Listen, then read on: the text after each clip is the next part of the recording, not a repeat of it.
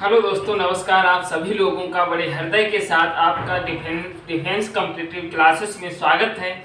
इस क्लास का मकसद है अब वर्दी दूर नहीं, और इस क्लास का एक ही लक्ष्य है, वर्दी चाहे भी हमसे कितनी भी दूर जाए लेकिन हम वर्दी पहन कर ही रहेंगे। इसी मकसद से इस क्लास को बनाया जाता है।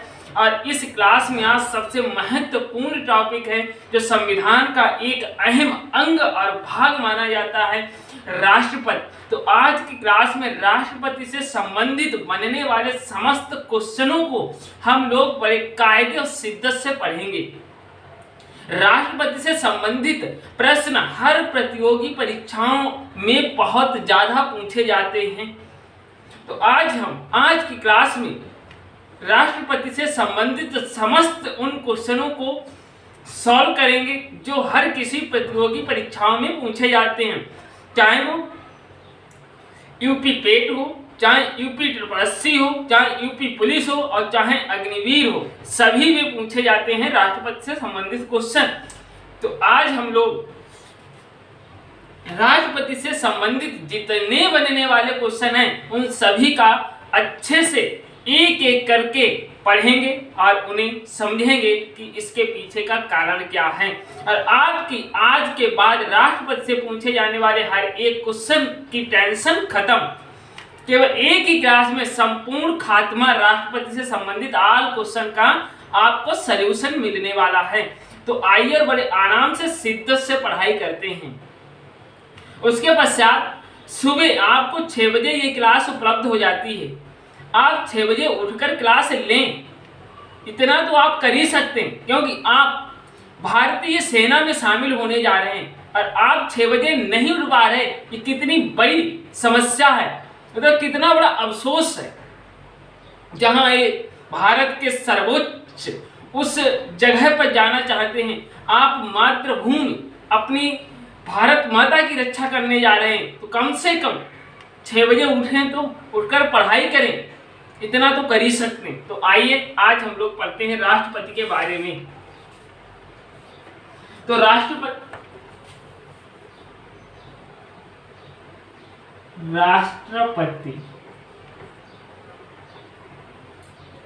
सबसे पहले राष्ट्रपति की बात करें तो राष्ट्रपति का उल्लेख हमारे संविधान में अनुच्छेद 52 में है। अनुच्छेद 52 के तहत कहा गया भारत में एक राष्ट्रपति होगा, और अनुच्छेद 53 में संघ की कार्यपालिका की शक्ति राष्ट्रपति में निहित होगी। संघ की कार्यपालिका की शक्ति राष्ट्रपति में निहित होगी। उसके पश्चात अनुच्छेद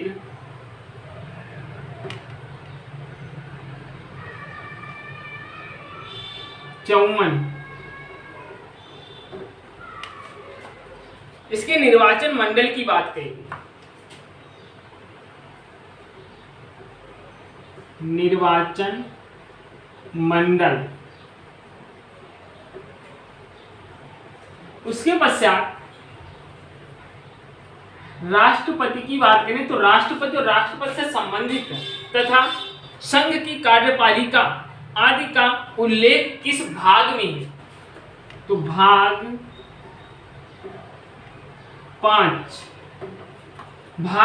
में, और भाग 5 के अनुच्छेद 52 से अनुच्छेद 78 तक संघ की कार्यपालिका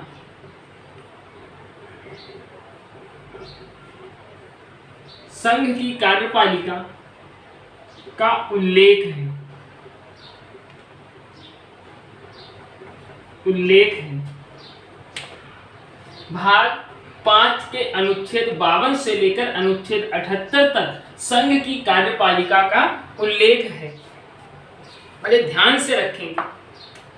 अब संघ की कार्यपालिका में आता कौन कौन है? तो संघ की कार्यपालिका, संघ की कार्यपालिका में कौन कौन शामिल है? तो राष्ट्रपति शामिल होते हैं, राष्ट्रपति शामिल होते हैं, उपराष्ट्रपति शामिल होते हैं, प्रधानमंत्री शामिल होते हैं, प्रधानमंत्री शामिल होते हैं, मंत्री परिषद होती है, मंत्री परिषद होती है, और महान्यायवादी होता है, और महान्यायवादी शामिल होता है। तो दोस्तों समझ में आ रहा, भारत के राष्ट्रपति, अनुच्छेद 52 की बात करें तो भारत का एक राष्ट्रपति होगा। संघ की कार्यपालिका की शक्ति अनुच्छेद 53 में बात कही गई। अनुच्छेद 54 में राष्ट्रपति का निर्वाचन मंडल की बात की गई। भाग 5 के अनुच्छेद 52 से 78 तक संघ की कार्यपालिकाएं होंगी। और संघ की कार्यपालिका में शामिल कौन होगा? तो राष्ट्रपति, उपराष्ट्रपति, प्रधानमंत्री, मंत्री परिषद और मान्यवादी शामिल होंगे। इतनी बातें समझ में आई। उसके पश्चात राष्ट्रपति भारत का प्रथम नागरिक होता है। राष्ट्रपति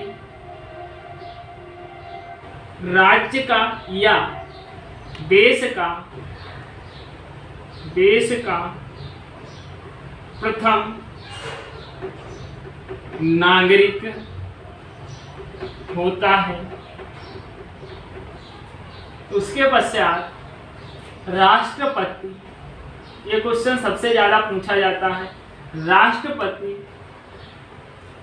तीनों सेनाओं का सेनापति होता है।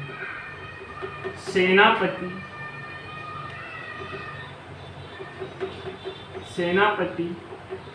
होता है।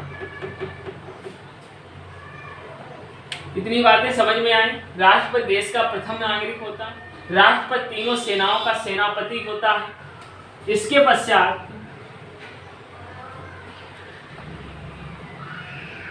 अनुच्छेद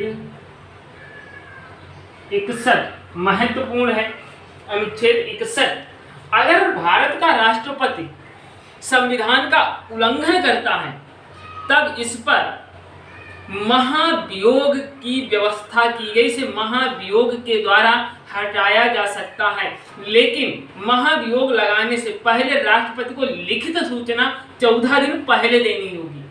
तो राष्ट्रपति को हम ऐसे नहीं हटा सकते, राष्ट्रपति को महाभियोग के द्वारा हटा सकते। और महाभियोग का प्रस्ताव जो है संविधान या संसद के किसी भी सदन में प्रस्तुत किया जा सकता है। तो अनुच्छेद 61 में क्या कहा गया है? राष्ट्रपति पर महाभियोग लगाया जा सकता है। लगाया कब जाएगा? जब राष्ट्रपति संविधान का उल्लंघन करेगा तब लगाया जाएगा। जब इस पर महाभियोग की प्रक्रिया शुरू होगी उससे पहले राष्ट्रपति को लिखित 14 दिन पहले इसकी सूचना देनी होगी। और महाभियोग का प्रस्ताव संविधान को संसद के किसी भी सदन में लाया जा सकता है, चाहे लोकसभा में और चाहे राज्यसभा में। बातें समझ में आई? अच्छे से एक एक पॉइंट को नोट करते चलेंगे। हर एक पॉइंट आपकी परीक्षा के लिए महत्वपूर्ण होने वाला है। आप इसमें से ये नहीं कह सकते ये क्वेश्चन नहीं आएगा। ये वही सब क्वेश्चन हैं जो सेलेक्टिव हैं, जो हर किसी कंपटीशन में आ चुके हैं और आने की प्रबल संभावना है। आप हमेशा पॉजिटिव थिंकिंग के साथ हर एक क्वेश्चन को नोट करते चलेंगे। आगे हम लोग बढ़ते हैं। वीडियो को रोक करके आराम से हर एक पॉइंट को नोट करना है आपको, क्योंकि सपने पूरे करने के लिए आपको अग्नि परीक्षा देनी ही होगी। आपको धैर्य दिखाना होगा, बगैर धैर्य और बगैर अग्नि परीक्षा और बगैर पसीना बहाए इतना आसान नहीं है इस विशाल जनसंख्या 142 जनसंख्या में गवर्नमेंट नौकरी लेना। इसलिए तपना पड़ेगा।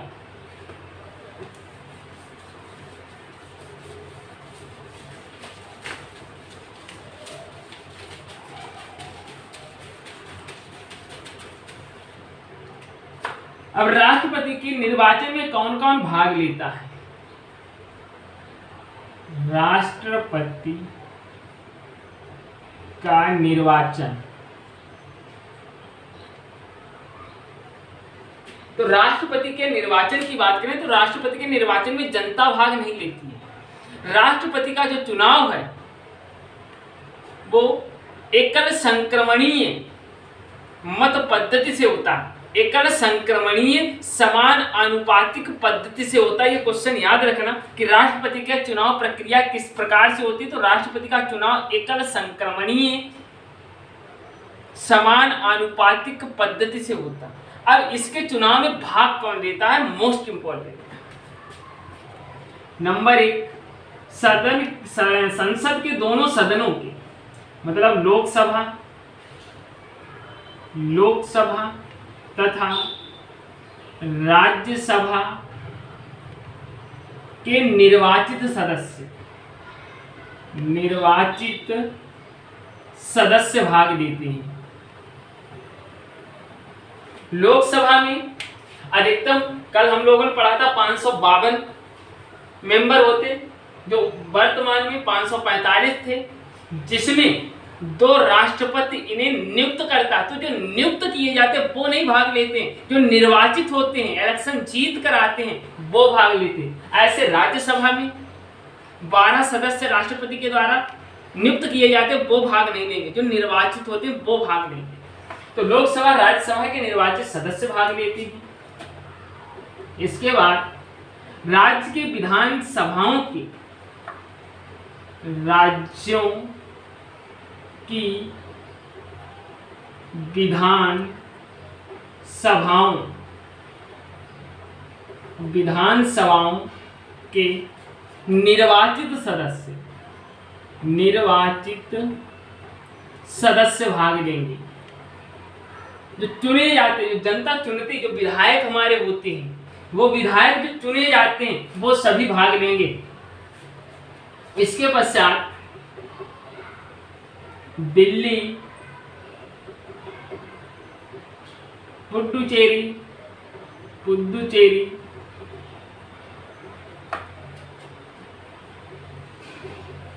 संघ शासित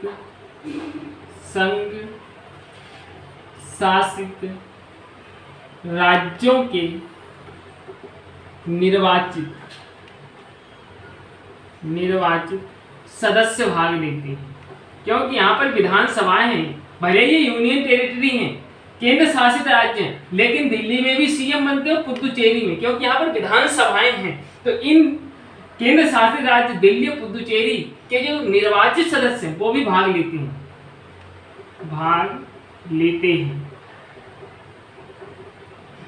फिर भाग लेगा कौन नहीं? तो लोकसभा राज्यसभा की जो नियुक्त किए गए सदस्य हैं, जो निर्वाचित नहीं है, वो भाग नहीं लेंगे। लोकसभा राज्यसभा के मनोनीत सदस्य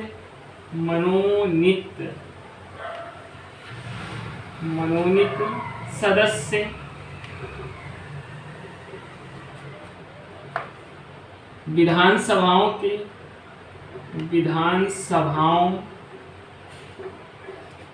के मनोनीत सदस्य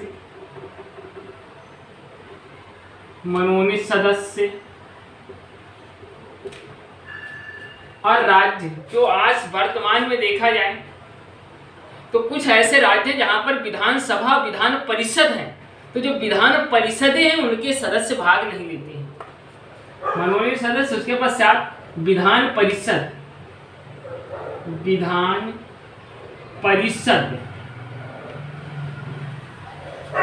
तथा दिल्ली पुदुचेरी के मनोनीत सदस्य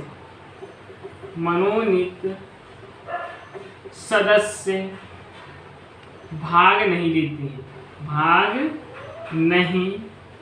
लेते हैं। बड़े अच्छे ध्यान रखना, यहाँ से क्वेश्चन पूछा जाता है कि राष्ट्रपति के निर्वाचन मंडल में कौन कौन शामिल होता है।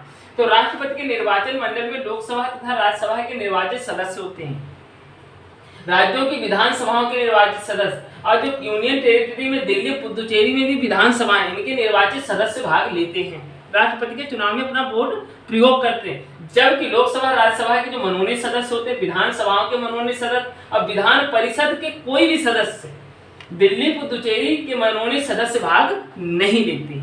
समझ में आया? इसके पश्चात योग्यताएं क्या हैं? योग्यताएं,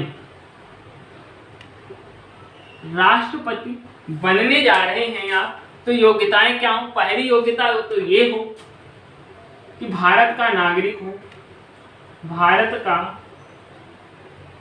नागरिक हो। दूसरा, 35 वर्ष आयु पूरी कर चुका हो। 35 वर्ष आयु, ये पूछा जाता है कि राष्ट्रपति बनने के लिए न्यूनतम आयु कितनी होनी चाहिए, तो 35 वर्ष पूरी कर चुका हो। उसके पश्चात लोकसभा का सदस्य निर्वाचित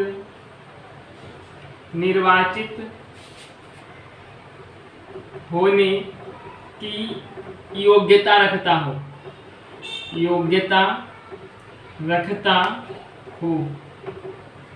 इसके पश्चात किसी लाभ के पद पर ना हो, किसी लाभ के पद पर ना हो।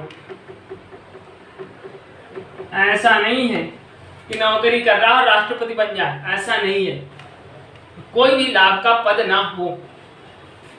समझ में आया? तो लोकसभा राज्यसभा के निर्वाचित सदस्य भाग लेंगे इसके निर्वाचन। विधानसभाओं के, राज्यों में विधानसभाओं के निर्वाचित सदस्य भाग लेंगे। दिल्ली पुदुचेरी में भी विधानसभाएं हैं, तो वहां के भी निर्वाचित सदस्य भाग लेंगे। लोकसभा राज्यसभा के मनोनीत सदस्य हों, चाहे विधानसभाओं के मनोनीत सदस्य हों, चाहे विधान परिषद के सदस्य हों, चाहे दिल्ली पुदुचेरी के मनोनीत सदस्य हों, ये भाग नहीं लेंगे। योग्यताएं क्या हो? भारत का नागरिक हो, 35 वर्ष की आयु पूरी कर चुका हो, और वो लोकसभा का मेंबर बनने की योग्यताएं रखता हो, और किसी लाभ के पद पर ना हो, तो वो राष्ट्रपति पद के लिए राष्ट्रपति उम्मीदवार बनने के योग्य है। अब बात यहाँ पर ये आती है, किस पद को लाभ पद माना जाए, किस पद को लाभ पद ना माना जाए। तो वो कौन से पद होते हैं जो लाभ के पद नहीं माने जाते? आप पूरे यूट्यूब इतिहास पर पढ़ लेना, कभी ये कोई नहीं बताता। ये जरूर बता देगा किसी लाभ के पद पर ना हो, लेकिन डिसाइड कैसे करें कौन से लाभ के पद हैं और कौन से नहीं है। तो आइए हम जानते हैं हम लोग।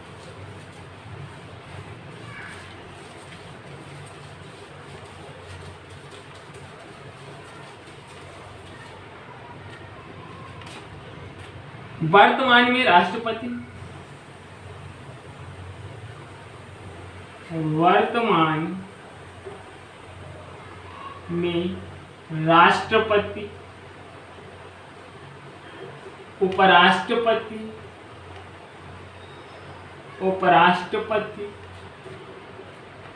इसके पश्चात राज्यों के राज्यपाल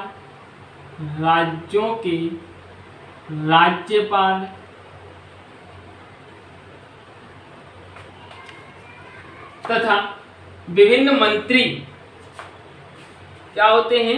विभिन्न मंत्री।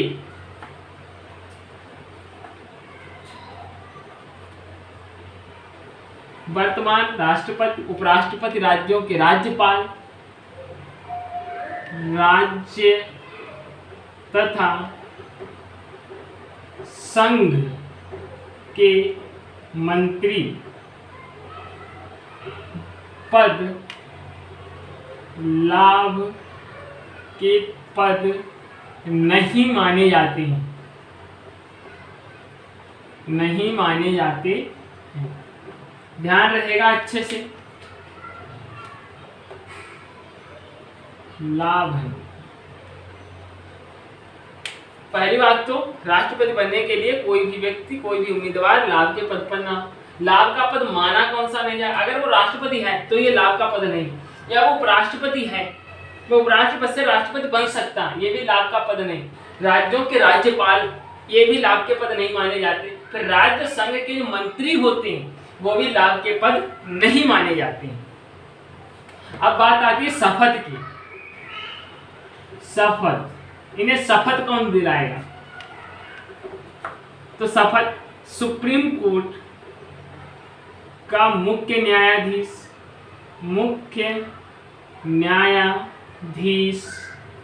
ये शपथ दिलाएंगे। अगर ये अनुपस्थित हैं तो सुप्रीम कोर्ट का जो वरिष्ठ न्यायाधीश है वो शपथ दिलाएगा। अगर ये अनुपस्थित है, मतलब पहली बात तो सुप्रीम कोर्ट का मुख्य न्यायाधीश शपथ दिलाएगा राष्ट्रपति को। अगर ये अनुपस्थित हैं, कारणवश नहीं है, तब अनुपस्थिति में, मतलब इनकी अनुपस्थिति में सुप्रीम कोर्ट का वरिष्ठ न्यायाधीश शपथ दिलाएगा।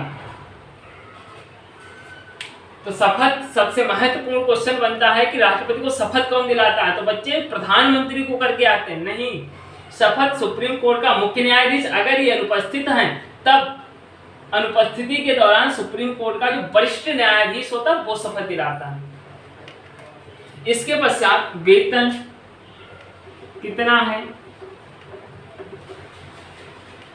वेतन की यदि बात करें तो इनका वेतन तो 1.5 लाख 1.50 लाख प्रति माह था, लेकिन वर्ष 2018 में संशोधित करके इनका वेतन बढ़ाकर कितना कर दिया गया?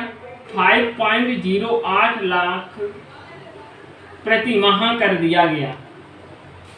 इन्हें 2018 से पहले 1.5 लाख रुपए प्रति महीना मिलता था, लेकिन 18 में संशोधित और बढ़ाकर के 5.08 लाख रुपए कर दिया गया। ये इनका वेतन है। इसके पश्चात बहुत सारी इनके पास शक्तियां भी होती हैं। अगर हम बात करें कार्यकाल की, इनकी राष्ट्रपति का कार्यकाल, तो कार्यकाल की बात करें तो जिस दिन शपथ लेने वाले दिन से ये 5 वर्षों तक कार्यकाल इनका रहता है। तो 5 वर्ष का होता है कार्यकाल इनका। उसके पश्चात इस दौरान 5 वर्ष इससे पहले यदि आकस्मिक इनका पद रिक्त हो जाता है, खाली हो जाता है, जैसे अचानक स्वास्थ्य बिगड़ जाने से, मृत्यु की स्थिति में, त्यागपत्र देने की स्थिति में, या महाभियोग से इन्हें पद से हटा दिए जाने की स्थिति में जब पद रिक्त हो जाता है, तब इनका पद उपराष्ट्रपति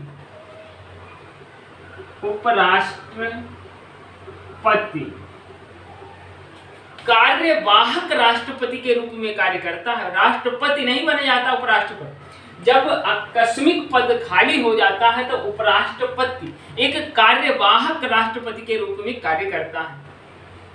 इस दौरान इसे समस्त शक्तियां, समस्त सुविधाएं राष्ट्रपति की दी जाती हैं।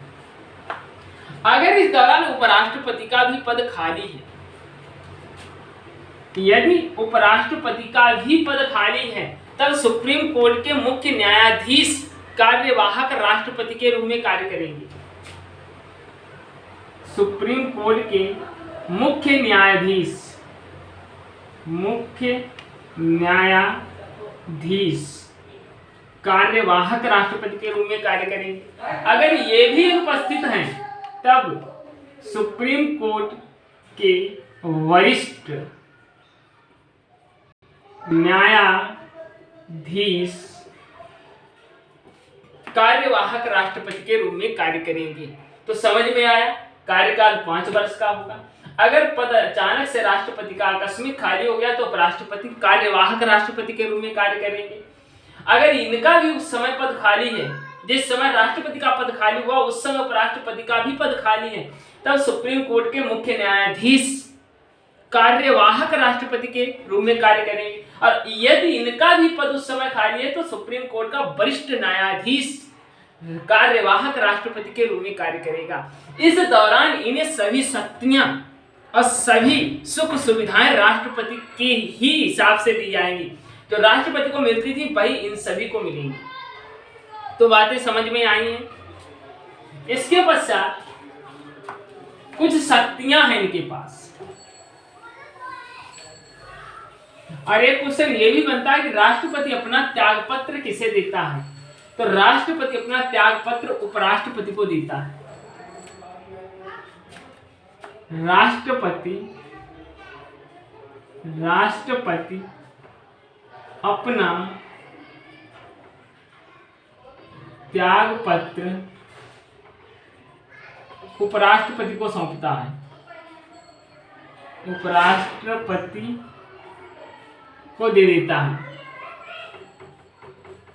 समझ में आया? ये भी क्वेश्चन पूछा गया था 2022 के पेट में, पीईटी एग्जाम में, कि राष्ट्रपति अपना त्यागपत्र किसे देता?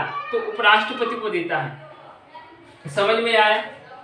इसके आगे हम लोग बढ़ते हैं। राष्ट्रपति की कुछ शक्तियां क्या हैं? शक्तियों की अगर हम लोग बात करें तो राष्ट्रपति प्रधानमंत्री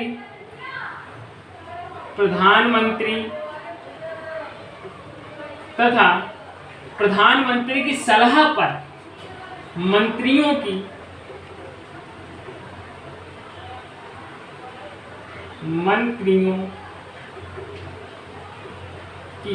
नियुक्ति करता है।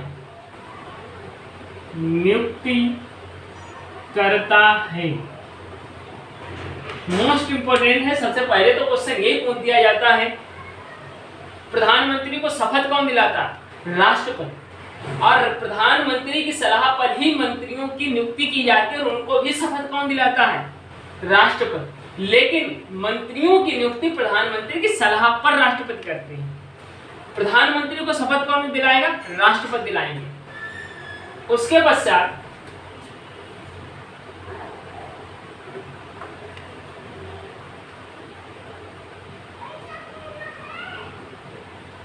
महान न्यायवादी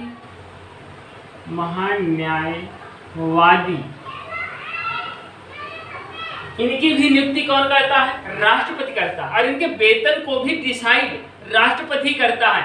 ये क्वेश्चन पूछा जाता है कि महान्यवादी किसके प्रसाद पर्यंत कार्य करता है? तो महान्यवादी राष्ट्रपति के प्रसाद पर्यंत कार्य करते हैं। राष्ट्रपति जब चाहे तब इन्हें इनकी छुट्टी कर सकता है। तो महान्यवादी राष्ट्रपति के प्रसाद पर्यंत कार्य करता है। इसके पश्चात सुप्रीम कोर्ट के न्यायाधीशों तथा अन्य न्यायाधीशों की नियुक्ति करता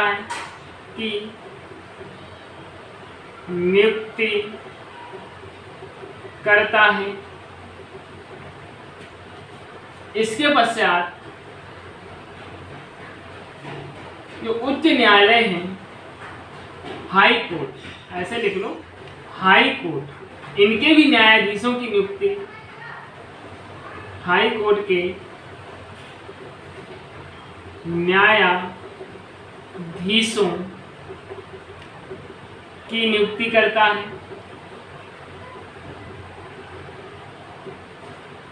इसके पश्चात जो राज्यों के राज्यपाल होते हैं, प्रधानमंत्री की सलाह पर इनकी भी नियुक्ति कौन करता है? राष्ट्रपति ही करता है। तो बातें समझ में आ गई हैं। तो प्रधानमंत्री तथा मंत्रियों की नियुक्ति करता है। मान्यवादी राष्ट्रपति के प्रसाद पर्यंत कार्य करता है, मतलब राष्ट्रपति ही से नियुक्त करता है और उसके पश्चात ये मान्यवादी राष्ट्रपति के प्रसाद पर्यंत ही कार्य करेगा। राष्ट्रपति जब चाहेंगे तब इन्हें हटा देंगे। सुप्रीम कोर्ट के मुख्य न्यायाधीशों की और वह अन्य न्यायाधीशों की भी नियुक्ति करते हैं। हाई कोर्ट के भी मुख्य न्यायाधीश और अन्य न्यायाधीशों की नियुक्ति भी राष्ट्रपति करते हैं। सबसे महत्वपूर्ण क्वेश्चन है कि हाई कोर्ट के न्यायाधीशों की नियुक्ति कौन करता है? तो बच्चे राज्यपाल करके आते हैं, नहीं, राष्ट्रपति ही करते हैं। इसके पश्चात जो यूपीएससी है, संघ लोक सेवा आयोग है, इसके अध्यक्ष व अन्य सदस्यों की भी नियुक्ति राष्ट्रपति करते हैं। उसके पश्चात निर्वाचन आयोग के मुख्य निर्वाचन आयुक्त तथा अन्य आयुक्तों की भी नियुक्ति राष्ट्रपति ही करते हैं। बड़े अच्छे से ध्यान रखेंगे, जो मुख्य निर्वाचन आयुक्त है उसकी और अन्य दो निर्वाचन आयुक्त होते हैं, उन दोनों लोगों की नियुक्ति राष्ट्रपति करते हैं। इसके पश्चात संघ लोक सेवा आयोग यूपीएससी के अध्यक्ष व अन्य सदस्यों की भी नियुक्ति राष्ट्रपति के द्वारा ही की जाती है। इसके पश्चात आपातकाल भी लगाते हैं। राष्ट्रपति के पास आपातकाल लगाने की शक्तियां हैं। आपातकाल की शक्तियां हैं, ध्यान रखेंगे। पहला, अनुच्छेद 352 के तहत राष्ट्रीय आपातकाल लगेगा, इमरजेंसी। राष्ट्रीय आपातकाल लगाया जाएगा। राष्ट्रपति जो है, अगर आक्रमण या कोई बाहरी आक्रमण या देश के अंदर सशस्त्र विद्रोह हो जाए तब भारत के अंदर ने राष्ट्रीय आपातकाल इमरजेंसी लगाई जाएगी। अब तक भारत में केवल 3 बार ही लगी है। चाइना के युद्ध के दौरान लगी थी, उसके पश्चात 1971-72 में लगाई गई थी, जो पाकिस्तान से युद्ध हुआ था, बांग्लादेश से अलग हुआ, और फिर इंदिरा गांधी के द्वारा लगाई गई 75-76 के दौरान। इसके पश्चात अनुच्छेद 356, जब राज्यों का तंत्र बिगड़ जाता है तब राष्ट्रपति शासन लगता है, तो पूछ दिया जाता है राष्ट्रपति शासन किस अनुच्छेद के तहत लगाते हैं? राष्ट्रपति 356 के तहत राष्ट्रपति शासन। और अनुच्छेद 360 वित्तीय आपात, जब देश के अंदर पैसे संबंधी समस्याएं हो जाती हैं, वित्तीय आपात लगाया जाता है। समझ में आया? तो राष्ट्रपति के पास 352 के तहत इमरजेंसी लगाने की शक्ति है, 356 के तहत राष्ट्रपति शासन लगता है, 360 के तहत राष्ट्रपति वित्तीय आपात लगा सकता है। इसके पास शक्तियां हैं। इसके पश्चात आगे हम लोग पढ़ते हैं। हर एक चीज को नोट करेंगे। आज की क्लास सबसे इंपॉर्टेंट है। आप पॉलिटी और पॉलिटी में यदि राष्ट्रपति से संबंधित चीजों को नहीं पढ़ा तो कुछ भी नहीं पढ़ा। यहाँ से क्वेश्चन किसी भी प्रतियोगी परीक्षा में उठा के देख लेना, हर प्रतियोगी परीक्षा में क्वेश्चन मिलेंगे आपको।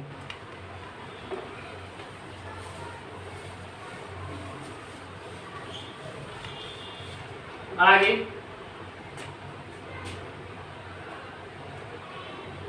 अनुच्छेद 72, राष्ट्रपति किसी भी व्यक्ति की सजा को माफ कर सकता तथा उसके मृत्यु दंड को भी माफ कर सकता। अर्थात अनुच्छेद 72 के तहत राष्ट्रपति के पास क्षमादान की शक्ति होती है। क्षमादान की शक्ति है। और अनुच्छेद 71 की बात करें, अगर राष्ट्रपति या उपराष्ट्रपति के चुनाव में कोई विवाद आ जाता है, कोई विवाद होता है, तो इसकी सुनवाई सुप्रीम कोर्ट में होगी। इसका उल्लेख अनुच्छेद 71 के तहत है। राष्ट्रपति के चुनाव में विवाद का निपटारा सुप्रीम कोर्ट में होगा। इसके पश्चात अनुच्छेद 123, जब संसद के सदन में सत्र नहीं चलता है, जब सदन का सत्र नहीं चलता है, उस दौरान राष्ट्रपति अनुच्छेद 123 के तहत अध्यादेश जारी करता है। तो पूछ दिया जाता है कि राष्ट्रपति किस अनुच्छेद के तहत अध्यादेश जारी करता है, तो 123 के तहत अध्यादेश जारी करता है। ध्यान रहेगा, 72 के तहत राष्ट्रपति किसी भी व्यक्ति को मृत्युदंड से भी माफ कर सकता है। अनुच्छेद 123 के तहत राष्ट्रपति अध्यादेश जारी करता है। इसके पश्चात अनुच्छेद 143, राष्ट्रपति के पास सुप्रीम कोर्ट से सलाह लेने की शक्ति होती है, मतलब परामर्श ले सकता है। राष्ट्रपति सुप्रीम कोर्ट से परामर्श मतलब सलाह लेने की शक्ति होती है।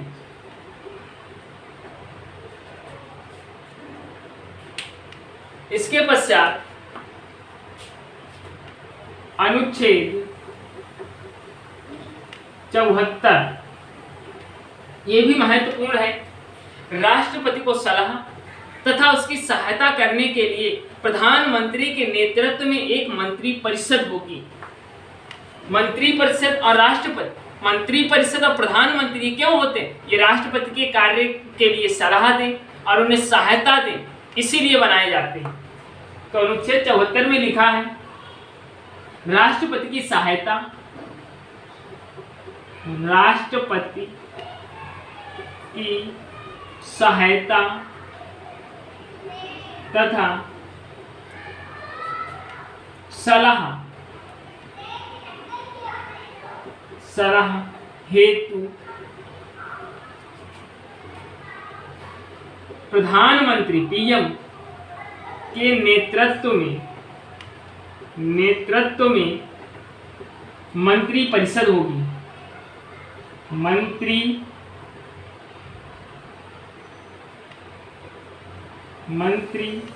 परिषद होगी, ये लिखा गया।